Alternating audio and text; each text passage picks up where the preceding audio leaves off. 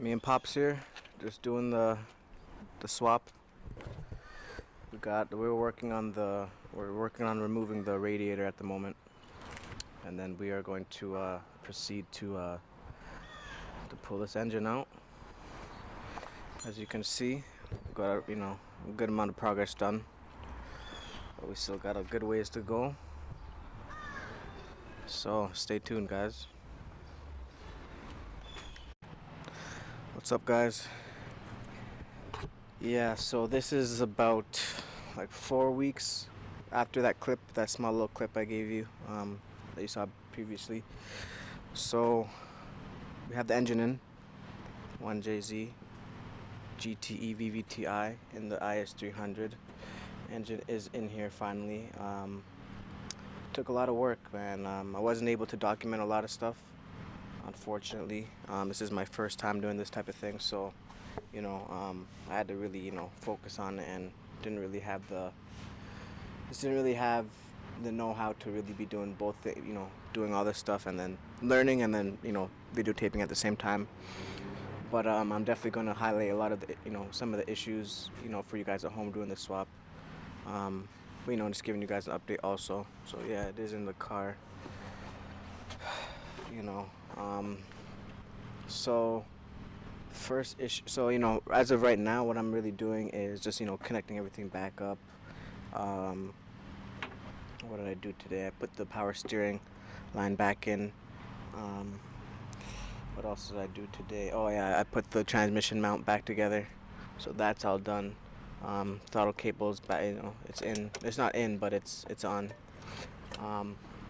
So I'm gonna be telling you guys a lot of the problems I had, getting the engine in. So basically, when you get the engine, when you're about to put it in, the car, well, to make things easier, if you can move this, I believe this is the ABS. Correct me if I'm wrong. If you can move this will make your life a lot easier, because this kept on getting stuck on, the engine kept on getting stuck on this, and that caused a really big headache. So we actually loosened it out. Was able to get it past it. Depending on the lift you have, you won't have enough space to like push it in. So basically, me and my dad, we raised this car like the highest it could pretty much go, and that gave us enough space to basically be able to push it back in.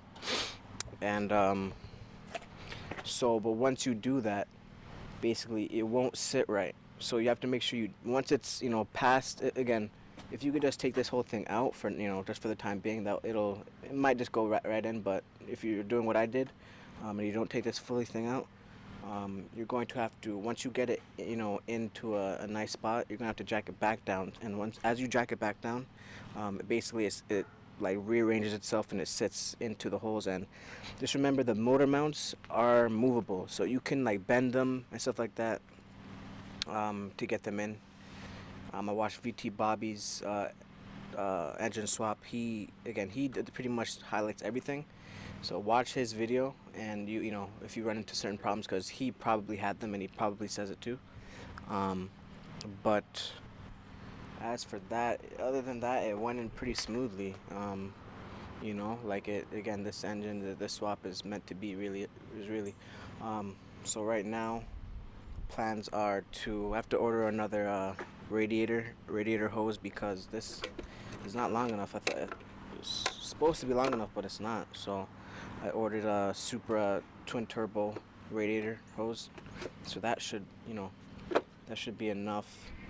That should give me enough space. I'm gonna be doing the ECU wiring and stuff like that tomorrow.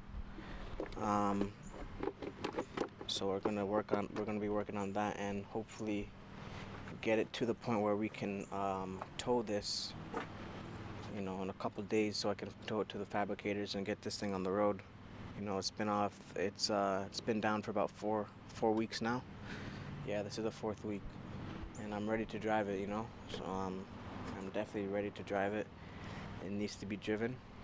So yeah, so that's it for now. The next video, I'll be actually driving it, and give you guys a little POV.